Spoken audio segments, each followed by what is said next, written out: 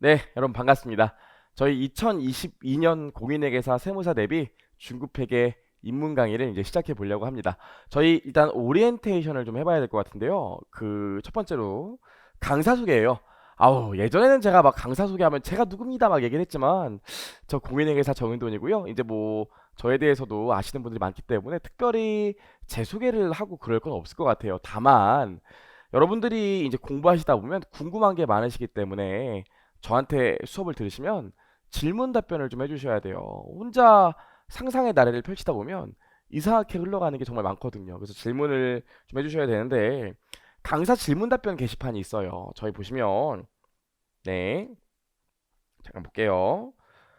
저희 학원 홈페이지가 이거죠? 네, 학원 홈페이지가 나와 있고요. 여러분 학원 홈페이지 보시면 여기 마이 클래스가 있어요. 그럼 마이 클래스를 한번 클릭해 보죠. 여기 마이 클래스를 클릭하시면 여러분 강의들이 이렇게 나올 겁니다. 저도 제 강의들이 이렇게 들어가 있어요. 그럼 아무거나 클릭을 해볼게요. 클릭, 네, 클릭, 클릭, 네. 하면 강의들이 이렇게 나와 있어요.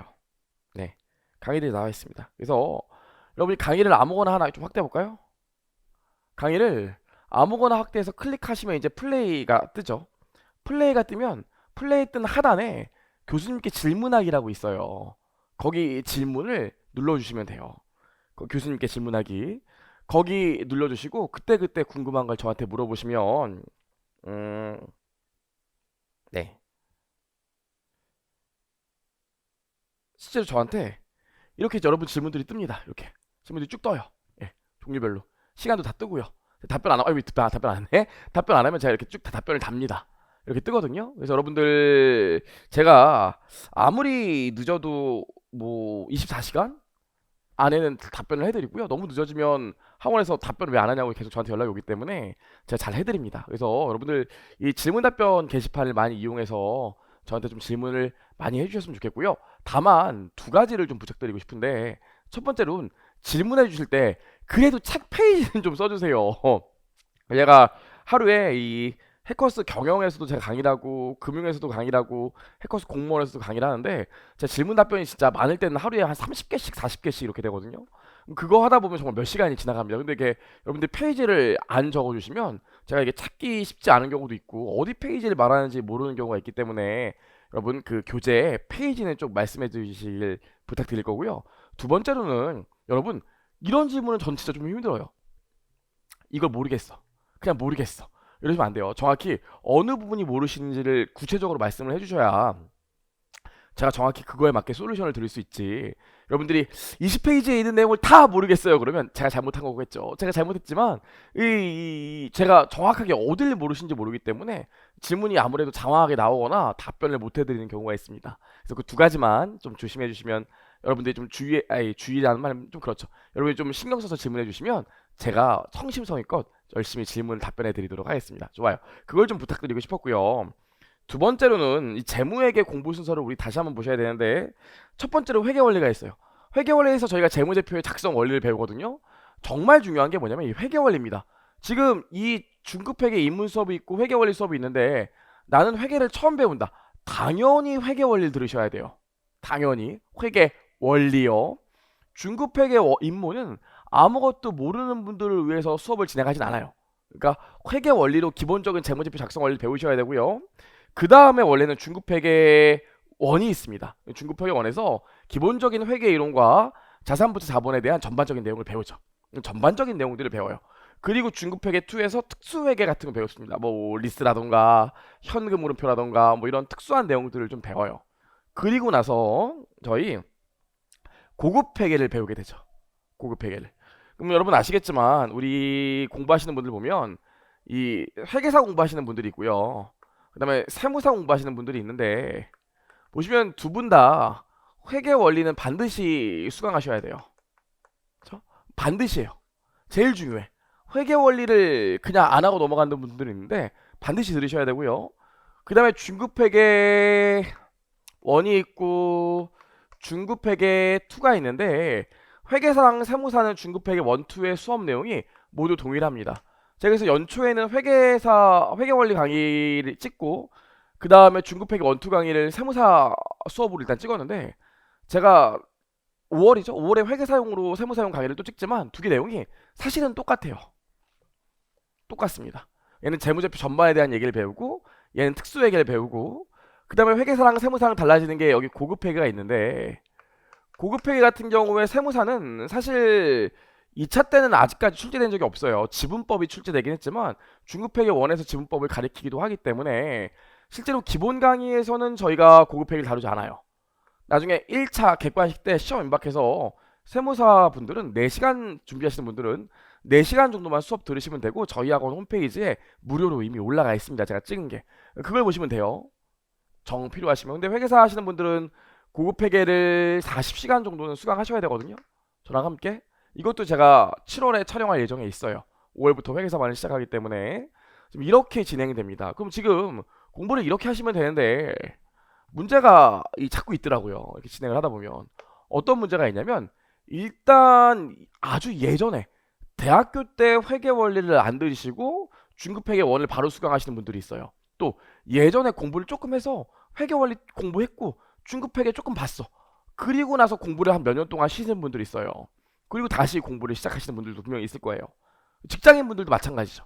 직장인 분들도 예전에 회계를 좀 하거나 평소에 회계 업무를 좀 다뤄서 회계 원리를 배우긴 좀 그래. 근데 회계 내용은 좀 가물가물해.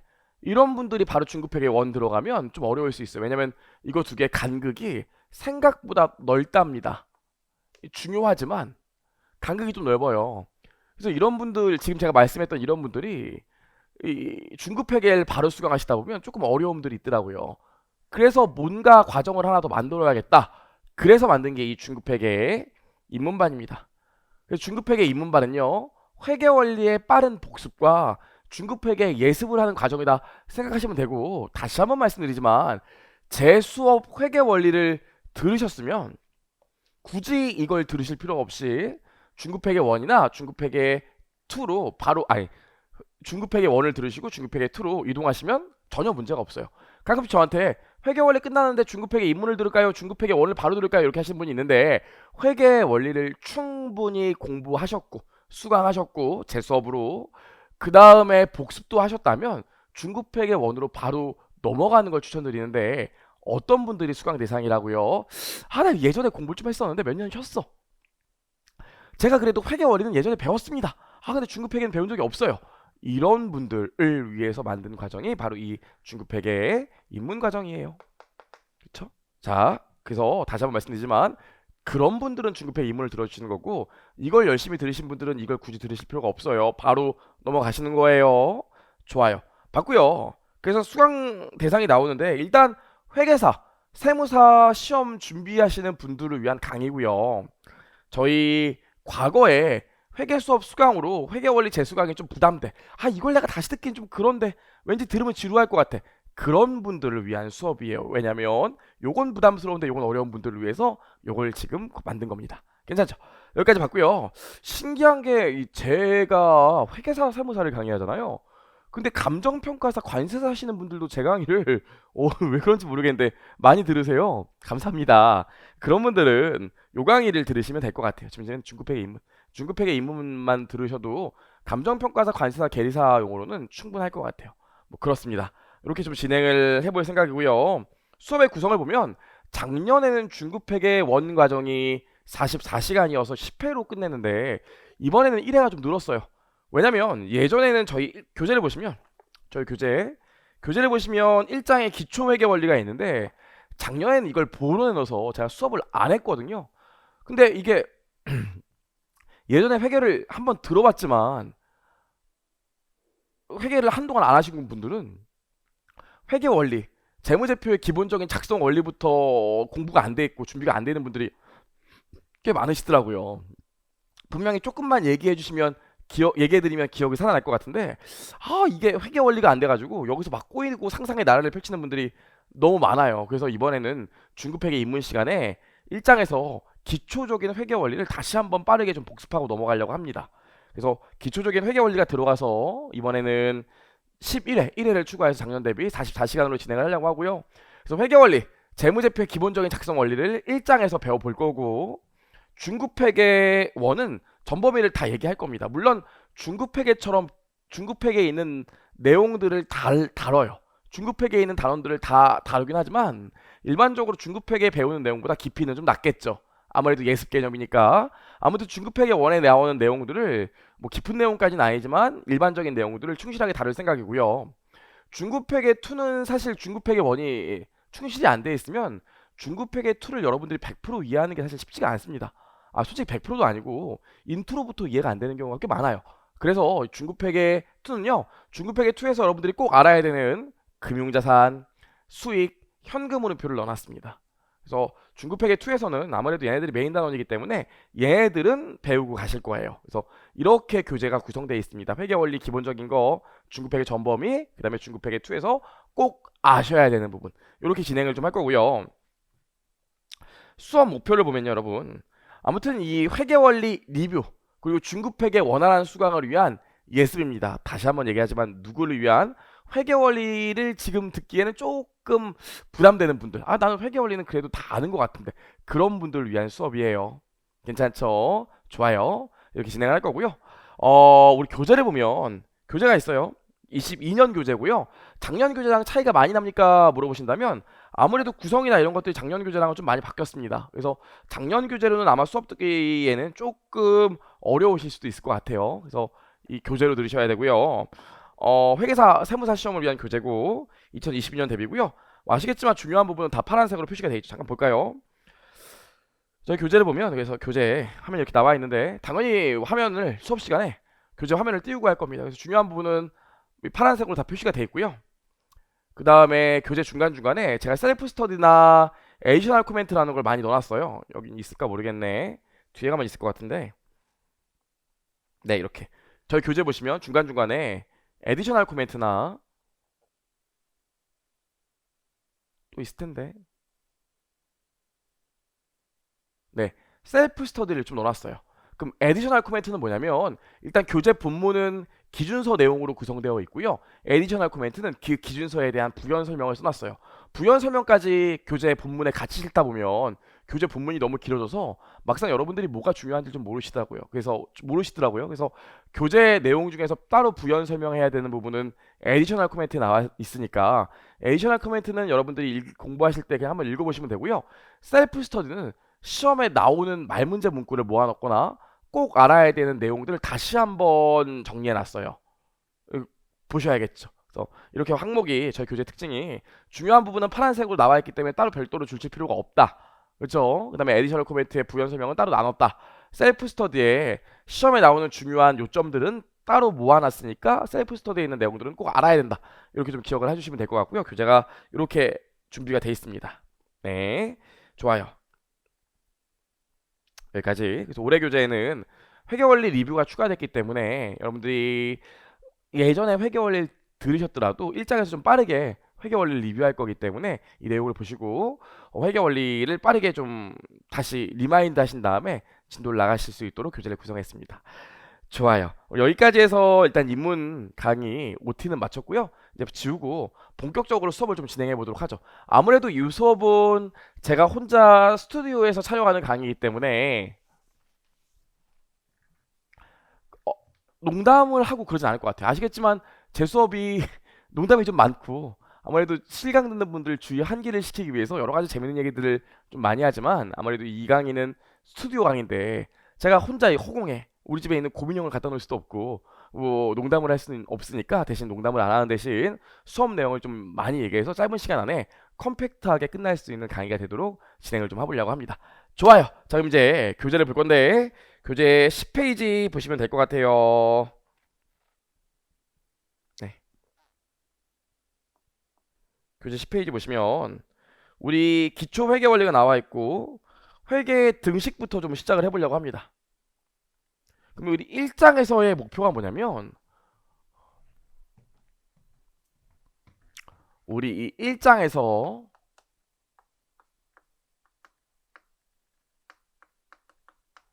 기초 회계 원리를 배울 건데 첫 번째로 우리가 1장에서 뭘 할 거냐면 다시 한번 우리 거래 발생부터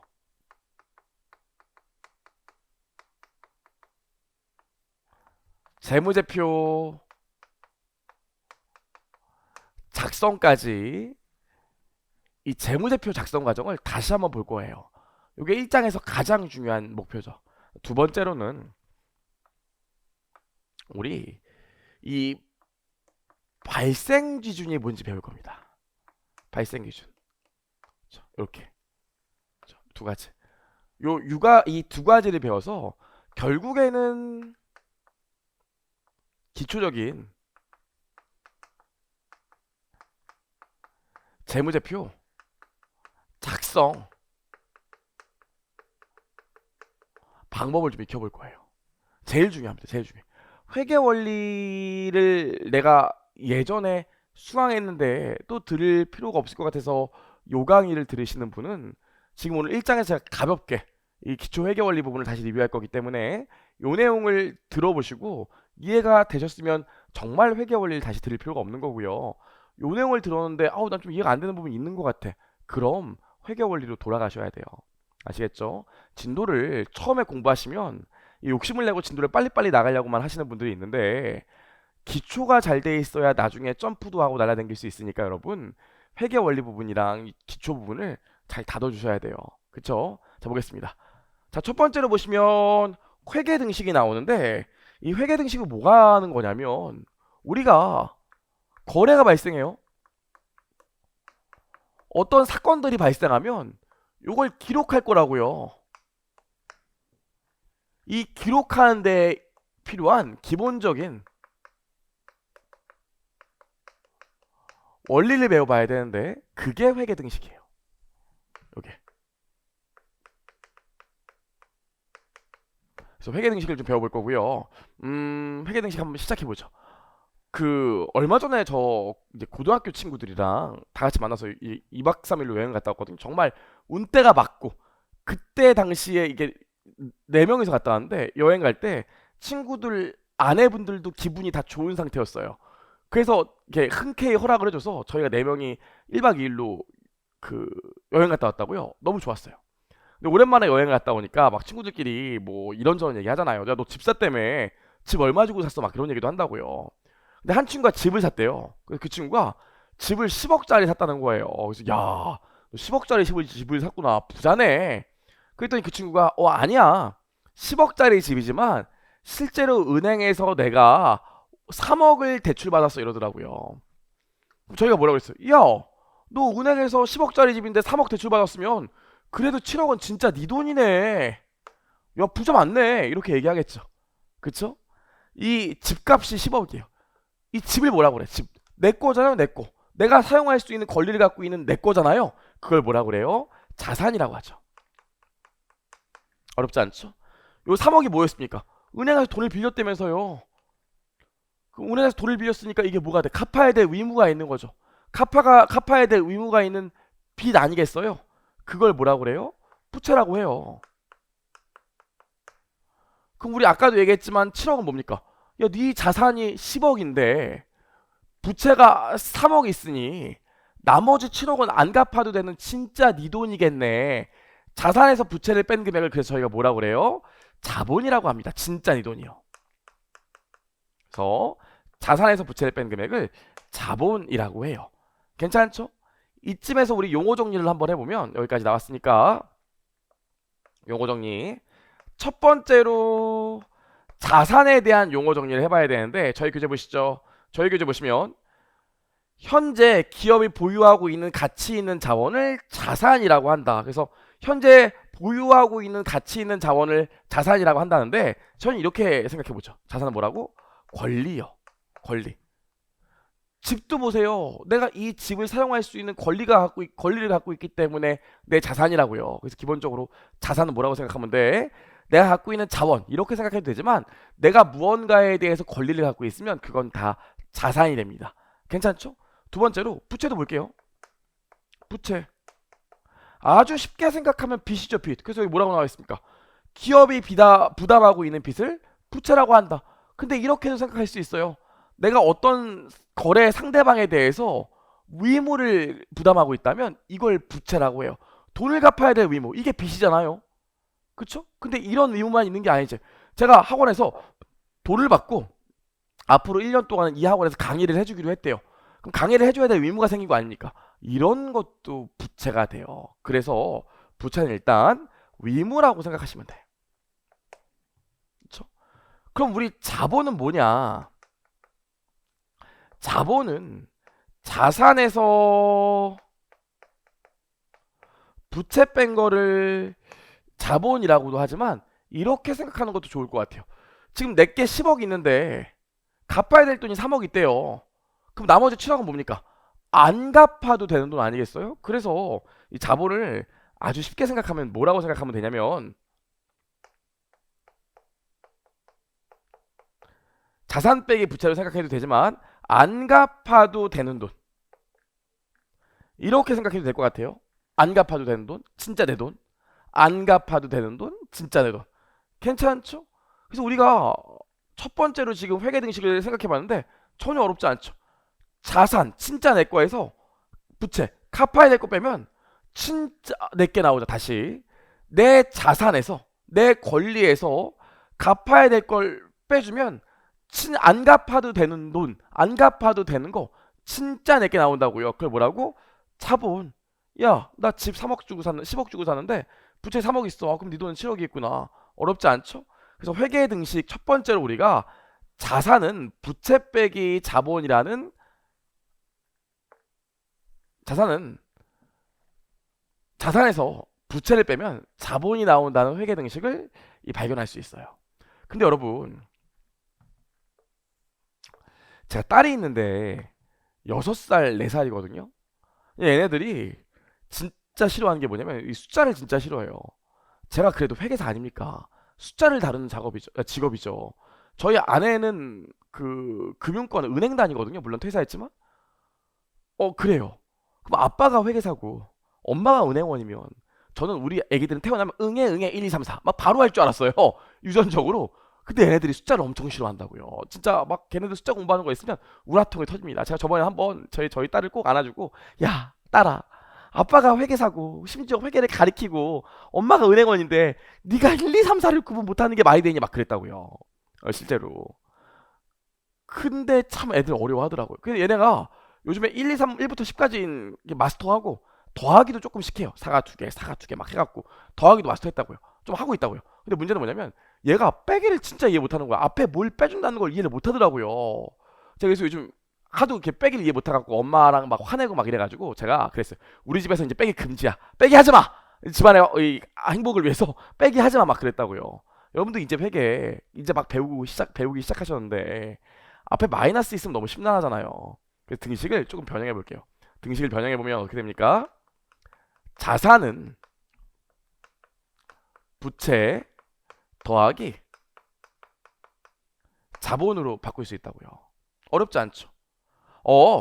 우리 집이 얼마짜리냐면 은행에서 대출 3억 받았고 내가 원래 갖고 있는 돈 7억으로 샀어. 그래서 10억짜리 집이야. 어렵지 않잖아요? 그래서 자산 빼기 부채는 자본이지만 식을 좀 바꿔보면 자산은 부채 더하기 자본으로 식을 바꿀 수도 있습니다. 괜찮죠? 그래서 우리가 첫 번째로 알아야 되는 회계 등식이 바로 요거예요. 자산은 부채 더하기 자본이다. 내 거는 갚아야 될 돈과 진짜 내 거의 합계로 이루어져 있다. 어렵지 않죠? 여기까지요. 자, 그럼 보시면 교재를 좀 읽어보시면 기업에서 발생하는 경제적 사건을 거래라고 한다. 일단 이 거래는요. 뒤에서 거래는 따로 배울 겁니다. 일단 거래, 기업에서 발생하는 경제적 사건. 이 거래를 통해서 여러 가지 일들이 발생되게 되는데 이때 발생된 거래를 어떻게 장부에 기록하는지 원리를 이해하는 것이 회계 원리의 핵심이다. 이때 필요한 게 뭐라고요? 이때 필요한 게 이 회계 등식이라고요.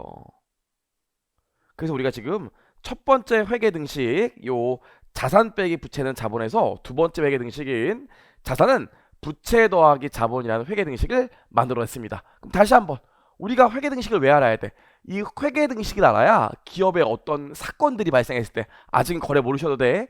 기업에 어떤 이벤트가 발생했을 때 이 이벤트를 기업의 장부에 기록할 수 있을 거라고요. 이벤트가 발생했을 때 기업의 장부에 기록할 수 있는 방법이 뭐라고? 회계 등식을 이해해야지만 기록할 수 있거든요. 그래서 우리가 지금 회계 등식을 배우고 있는 거고요. 그래서 회계 등식은 자산은 부채 더하기 자본이라는 걸 알았고, 가끔씩 저한테 이런 것들을 물어보시는 분들이 있어요. 선생님, 꼭 자산은 여기 오고 부채와 자본이 여기 와야 됩니까? 자산은 이쪽에 오고 부채와 자본이 이쪽에 오면 안 될까요? 안 돼요.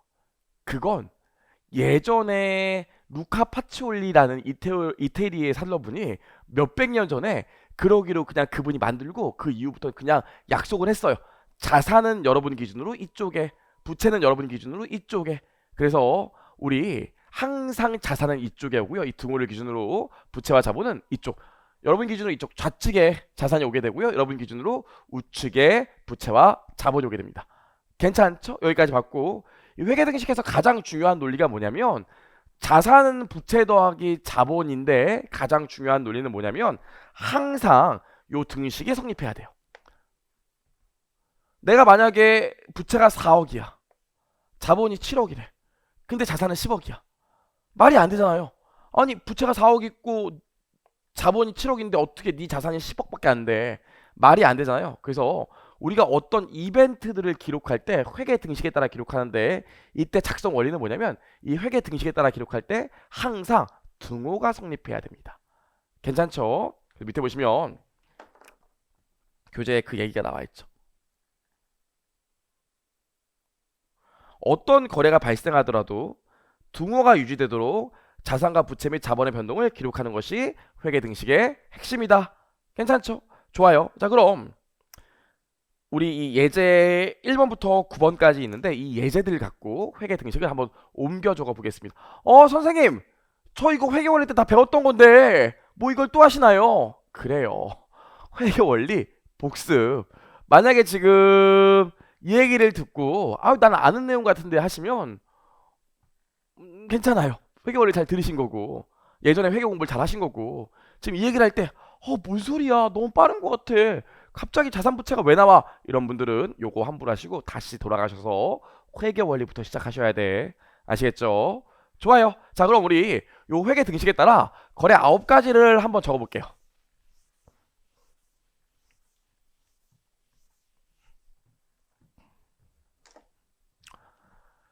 자산, 내 돈은, 내 권리는, 부채, 갚아야 될 돈, 내 의무와 자산 빼기 부채한 자본, 아니면 안 갚아도 되는 돈, 다른 말로 진짜 내 돈, 자본의 합계로 구성되어 있습니다.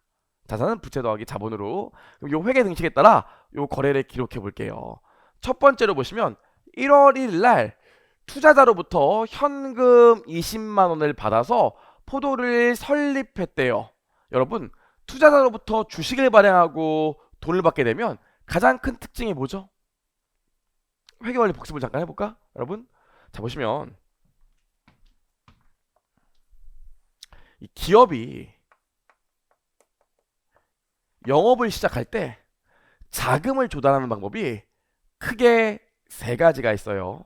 첫 번째로 뭐가 있습니까? 은행에서 돈을 빌려오면 되겠죠. 그렇죠? 은행에서 차입하면 될 거예요. 근데 은행에서 차입하면 특징이 뭡니까? 언젠가 갚아야 된다고요. 은행에서 내가 100만 원을 빌렸어. 그럼 언젠가는 만기가 되면 은행에 100만 원 빌린 걸 갚아줘야 된다고요. 그쵸? 그래서 은행에서 빌린 돈은 뭐가 될까? 당연히 부채가 될 거예요. 갚아야 될 의무가 생기기 때문에. 의무가 발생하면 부채라니까요. 두 번째로 뭐가 있냐면, 이건 조금 어려운 얘기인데, 회사가 일반 투자자들한테 증서를 써주고 돈을 빌려오는 경우가 있어요. 증서를, 이런 증서를 써준다고. 이런 증서를 써주고, 여기 증서에 1월 1일부터 X1년 1월 1일날 발행해서요, X3년 12월 30일이 되면 요 증서를 갖고 오면 돈을 갚을게요. 그리고 여기 액면 금액 10만 원 이렇게 나와 있다고요. 그럼 요 증서를 들고 요 회사를 찾아가면, X3년 3월 31일 날 찾아가면 회사에서 여기 나와 있는 돈을 준다고요. 이렇게 자금을 조달하는 방법이 뭐냐면, 채권을 발행한다고 하고, 우리 회사가 발행하는 채권이기 때문에 사채라고 해요. 나중에 배울 겁니다. 아무튼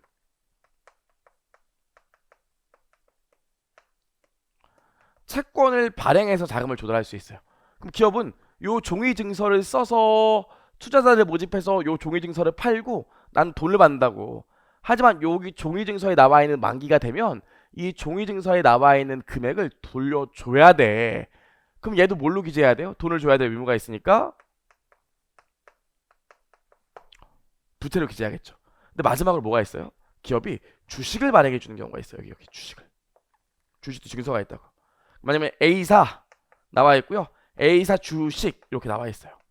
이렇게 주식을 발행해 주는 경우가 있다고요. 그럼 주식을 발행해 주면 실제로 주주한테 우리 회사의 주식을 한 주 넘기고 돈을 받아온다고요. 그럼 이 경우엔 이 주주는 나중에 내가 돈을 돌려줘야 돼? 그렇지 않아요. 이 회사는 우리 회사의 주식을 받고 우리 회사의 경영에 참여할 수 있는 권리를 받게 됐기 때문에 실제로 우리 회사한테 나중에 돈을 돌려달라고 요구할 권리가 없어요. 물론 중간중간에 배당을 받을 수 있겠지만. 그래서 주식을 발행하는 경우에는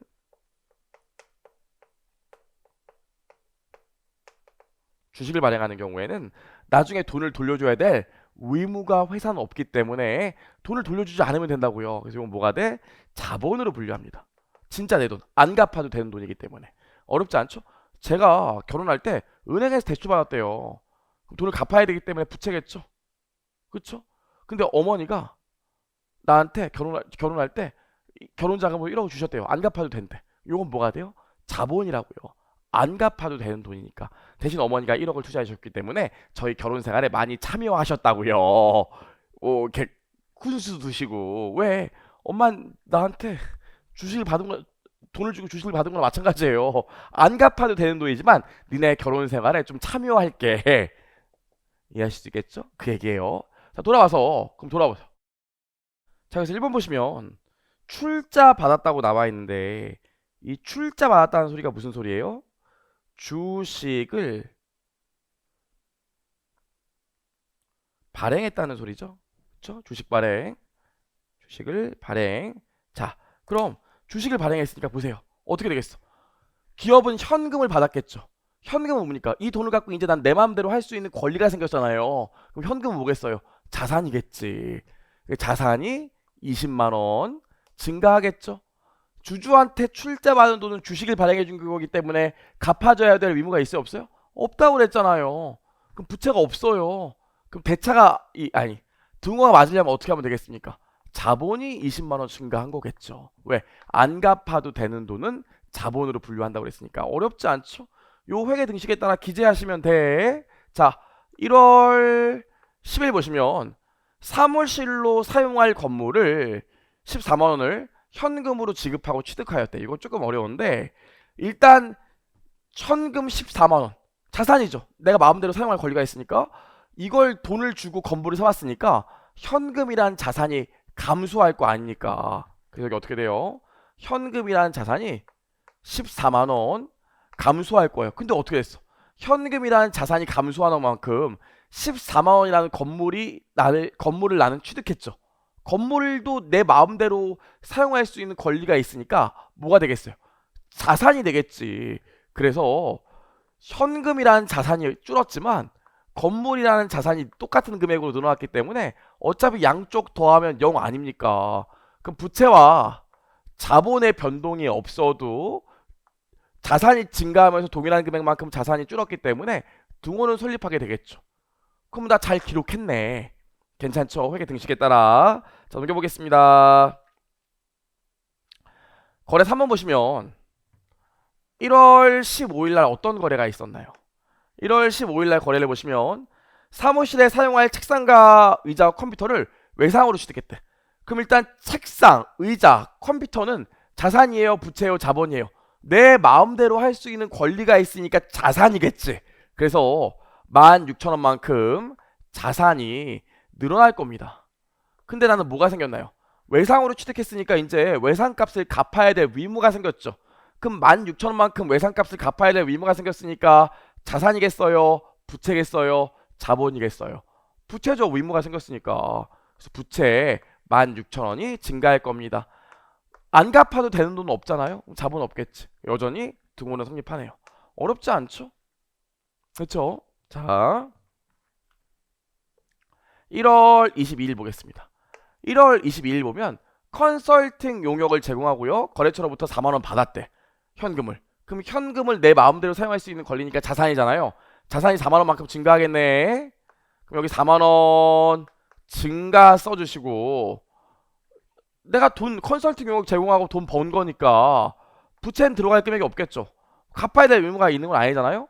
4만 원만큼 내가 컨설팅 용역을 제공하고 돈을 받았으니까 이제 이건 뭐야? 이 4만 원. 안 갚아도 되는 돈이죠. 안 갚아도 되는 돈은 어디 기재한다고? 자본에요. 그래서 여기 자본에 4만 원 써주시면 돼요. 그럼 여전히 등호가 성립하게 되겠죠. 아우 나 기록 잘했네. 여기까지 봤고요. 1월 25일 보겠습니다. 1월 25일 거래를 보면 신문에 광고를 했는데 광고 선전비 청구서를 받았대요. 그럼 봐봐요. 신문사에 광고를 냈어. 신문사에서 광고를 해줬대. 그럼 나 이제 뭐가 생겨요? 돈을 갚아야 될 의무가 생겼지. 그치? 돈을 갚아야 될 의무가 생겼잖아요. 좀 어려운데 돈을 갚아야 될 의무가 생겼기 때문에 부채가 증가할 겁니다. 여기까지는 괜찮죠? 근데 문제는 뭐냐면 자산이 변동한 거 있어요? 자산이 변동한 거 없어요. 아직 돈이 나가질 않았는 걸. 현금을 주질 않았기 때문에 현금이란 자산이 빠져나가질 않았다고요. 그러니까 자산의 변동은 없겠지. 근데 등호가 성립해야 돼요. 그럼 어떻게 하면 될까? 자본 쪽에 기재해 주면 되겠죠. 어떻게? 마이너스로. 그래서 지금 요 거래, 요 5번 거래가 이해가 안 되실 수 있어요. 아 이게 왜 그럴까? 아무튼 광고를 냈기 때문에 돈은 아직 안 줬지만 광고를 냈기 때문에 광고비를 내야 될 의무가 생겨서 부채가 잡는 것까지는 알겠어. 근데 왜 자본에 기재할까? 헷갈리실 거예요. 일단 자산의 변동이 없는 건 확실하잖아. 그럼 등호가 성립해야 되니까 어쩔 수 없이 자본에 기재했는데 요거는 다음 페이지 가면 이해할 수 있기 때문에 일단 등호를 성립시키기 위해서 어쩔 수 없이 자본에 기재했다. 이렇게 하고 일단 넘어가시면 돼. 얘는 다음 시간 되면 다음 2회 2강을 들으시면 바로 이해가 되실 거예요. 좋아요. 여기까지 봤고요. 일단 넘어가는 거예요. 1월 27일 거래를 보면 컨설팅 용역을 제공받고 24,000원을 받아야 되는데 거래처로부터 4,000원은 지금 현금으로 받았고요. 2만원 나중에 받기로 했대요. 일단 4,000원만큼은 자산이 증가하겠지. 현금이란 자산이 들어왔으니까. 그쵸? 근데 문제는 뭐예요? 나머지 2만원. 자산은 뭘 기재한다고 그랬어요? 자산은 뭐라고? 권리. 그럼 24,000원만큼의 용역을 제공하고 4,000원만 돈을 받았기 때문에 2만원은 나중에 돈 받을 권리가 생긴 거 아니겠습니까? 돈 받을 권리가 생겼어요. 그럼 이것도 자산으로 봐야 돼, 안 봐야 돼? 권리가 자산이라니까요. 자산으로 봐야 되죠. 그래서 아직 안 받았지만 2만원만큼 돈 받을 권리가 생겼으니까 얘도 자산으로 기재합니다. 내가 컨설팅 용역을 제공하고 돈을 받았고 돈 받을 권리가 생겼는데 부채로 기재할 금액은 없겠지. 그쵸? 그러니까 여기 뭐로 기재해? 자본으로 기재한다고요. 선생님 얘는 돈을 안 받았는데 안 갚아도 되는 돈에 24,000원 낸다는 게 저는 좀 이해가 안 돼요. 괜찮아. 이것도 바로 다음 장 가면 이해가 돼요. 일단 콜게 등식을 성립시키려다 보니까 등호가 맞게 하려다 보니까 자산은 부채 더하기 자본인데 도저히 부채가 변동하진 않아.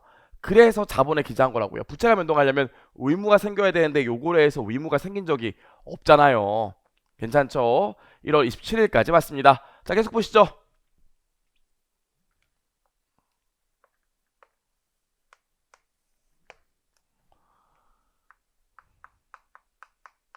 여기 자산, 여기 부채,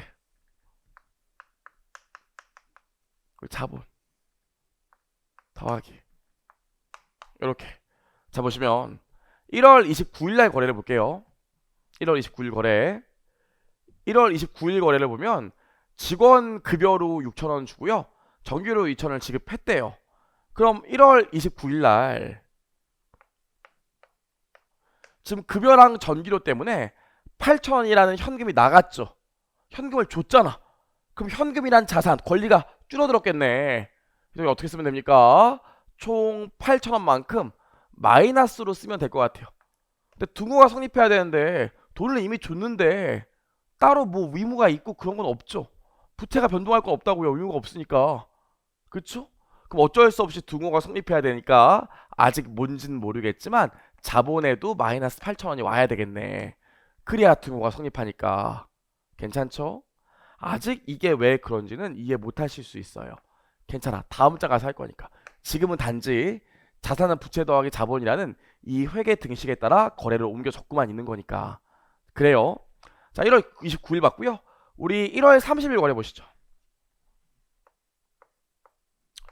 1월 30일 거래를 보시면 거래 3번 1월 15일 날 내가 외상으로 지급했던 16,000원 외상값 16,000원이 있었는데 외상값 16,000원을 갚았대요. 그럼 어떻게 되겠어요? 외상값을 갚았으니까 돈 갚아야 될 의무가 사라지겠죠. 그래서 16,000원이 없어질 거예요. 의무가 사라지니까 현금을 줬다면서요. 그럼 현금이란 자산도 줄어들 거 아닙니까? 그럼 현금이란 자산도 줄어드니까 자산도 16,000원 감소하겠죠. 괜찮죠? 이거 두 개만 고려해도 등호가 설립하니까 자본에는 변동 내역이 없을 겁니다. 여기까지 봤고 1월 31일 거래 볼게요. 1월 31일 거래를 보면 6번 거래 보시면 거래처로부터 받지 못했던 컨설팅 용역 2만원 중에서 만원을 현금으로 받았대요. 요거 돈 받을 권리가 2만원 있었는데 그 중에서 만원만큼 돈 받았대요. 그럼 현금이 들어왔으니까 현금이란 자산이 만원만큼 증가하겠죠. 근데 어떻게 돼? 돈을 받았으니까 이제 돈 받을 권리는 그만큼 줄어들 거 아닙니까? 그럼 돈 받을 권리라는 자산은 줄어들겠지. 돈 받을 권리라는 자산은 만원 줄어들 거예요. 그럼 자산이 만원 늘어나고 자산이 만원 줄어들었으니까 부채와 자본의 변동이 없어도 등호는 성립하게 되겠죠. 괜찮죠? 여기까지 다 해주면요. 자산 변동액 한번 다 더해보시면 자산 변동액을 다 더해보시면 자산이 얼마 나오냐면 25만 6천원 나오고요. 부채 변동액을 다 더해주시면 만원 나와요. 자본의 변동을 다 더해주시면 얼마 나오냐면 24만 6천원 나옵니다. 다 더해보세요. 24만 6천원 나와요. 그럼 어때? 회계 등식에 따라 작성했더니 1월 말일자로 자산이 25만 6천원 되고 1월 말일자로 부채가 만원 되고요. 1월 말일자로 자본이 24만 6천원 되게 되죠. 괜찮죠? 여기까지. 근데 여러분 이렇게 회계 등식을 작성하면 치명적인 문제가 있어요. 이렇게 회계 등식 작성하면 치명적인 문제가 뭘까요? 치명적인 문제가 뭐냐면 보세요. 이 회사가 1월 1일 날은 만약에 어떤 회사가 자산이 500원 있었고 그 다음에 부채가 200원 있었대요. 그럼 자본 얼마가 있어요? 300원이겠죠? 근데 12월 30일 됐더니 12월 31일 됐더니 자산이 800원 됐대요. 근데 부채는 여전히 200원이래. 그럼 자본이 얼마가 있어요? 600원 되겠죠. 와, 그럼 안 갚아도 되는 돈, 진짜 내 돈이 300원이나 늘어난 거 아닙니까? 와, 진짜 내 돈이 300원이나 늘어났네. 와, 이 회사 장사 잘했나 보다. 맞을까요? 그건 몰라요. 왜냐면 안 갚아도 되는 돈, 이 자본은 종류가 두 가지가 있거든, 여러분. 안 갚아도 되는 돈 자본은 종류가 두 가지가 있어요. 뭐냐면 주주에게 받은 돈,